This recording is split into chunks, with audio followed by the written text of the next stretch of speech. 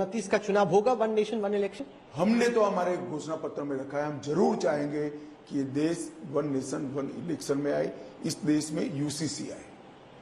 Sir, आपके घोषणा पत्र में क्या है वो तो अहम है, ये भी अहम है कि क्या नहीं है। जैसे कि national registry of citizens NRC जो है वो इस बार आपने मेंशन नहीं की, तो उसकी चूंकि वो मेंशन नहीं है उसको देख के मैं सोच रहा हूं कि क्या सोच रहे हैं आप एनआरसी के बारे में? देखिए, अभी हमने सीए लाया है, हमारी फर्स्ट प्रायोरिटी है कि सीए को अच्छे तरीके से देश में इम्प्लीमेंट किया जाए और जो करोड़ों शरणार्थी हिंदू, बौद्ध, सिख, क्रिश्चियन पड़ोसी देशों से आए हैं, धार्मिक प्रताड़ना को सहन करते, वो सभी को नागरिकता दी जाए, सम्मान दी जाए, उनको देश में सेटल कर दिया जाए। ये प्रक्रिया बहुत लंबी प्रक्रिया है, ये होगी, उस पर बाद में बहस होगी। अभी एजेंडा नहीं है, 5 साल में एजेंडा हमारे घोषणा पत्र में अभी नहीं है।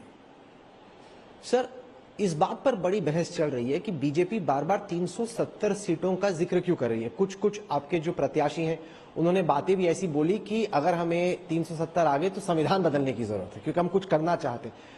आप देश के गृह मंत्री हैं, बीजेपी के अहम स्ट्रेटेजिस्ट हैं, ये जो सवाल उठता है कि अगर इतना बड़ा बहुमत आ गया तो क्या बीजेपी कुछ संविधान? आप तो पढ़े लिखे व्यक्ति हो भाई, राहुल जी के सवाल मुझ पर ऐसे सीधे लॉन्च कर देते हो। 10 साल से हमारे पास बहुमत है या नहीं? 2014 में हमारे पास 272 सीटें थी, अभी 300 सीटें हैं और दोनों बार एनडीए मिलाकर संविधान बदलने का भी ताकत है। हमने हमारे बहुमत का उपयोग 370 हटाने में किया, सीए लाने में किया, ट्रिपल तलाक समाप्त करने में किया है।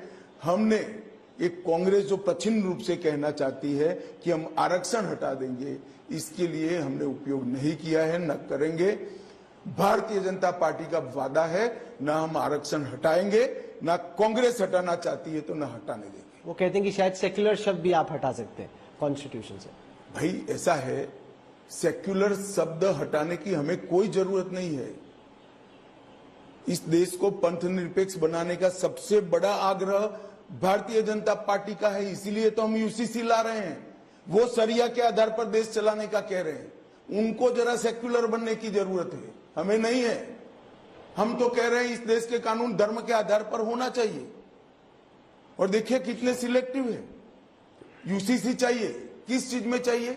4 शादी करने के लिए चाहिए। तो अगर पर्सनल लॉ लाना है, शरिया के आधार पर चलना है, तो चोरी के लिए हाथ काटना क्यों एक्सेप्ट नहीं है भाई आपको?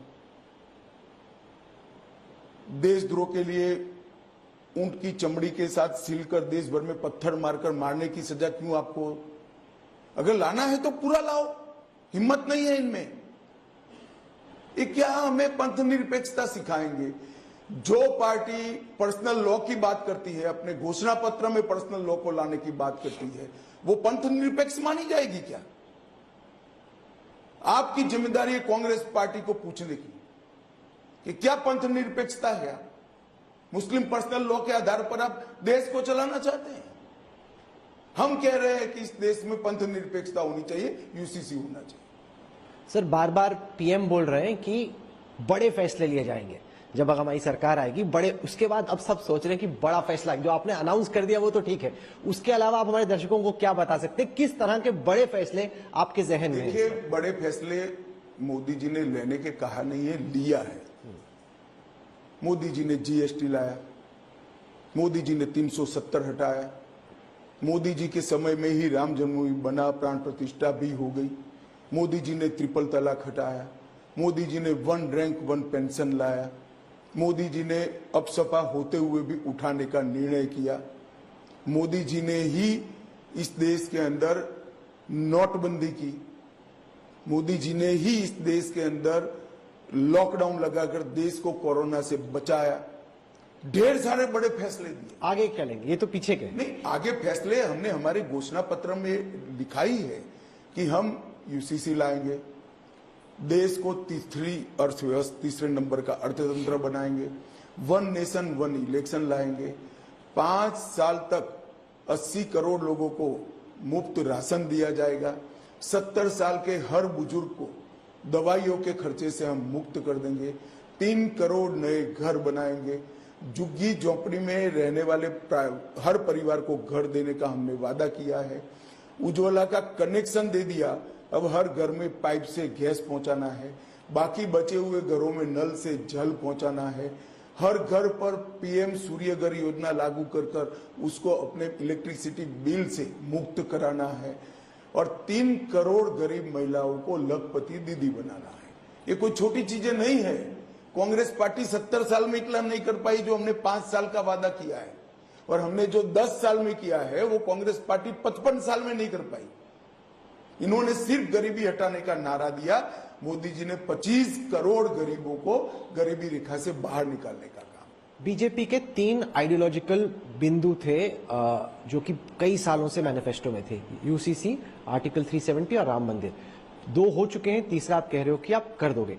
क्या आपको लगता है उसके बाद जो एक आइडियोलॉजिकल डिफरेंशिएशन बीजेपी का था कि हमारा ये आइडियोलॉजी है, ये हमारे वायदे हैं, क्योंकि वो वायदे ही आपने पूरे कर दिए? नहीं, हमारा सबसे बड़ा वायदा तो महान भारत की रचना का है भाई, सबसे बड़ा वायदा ही ये है। मगर आपको वही बड़ा दिखता है जिससे कंट्रोवर्सी खड़ी हो, टीआरपी बढ़े।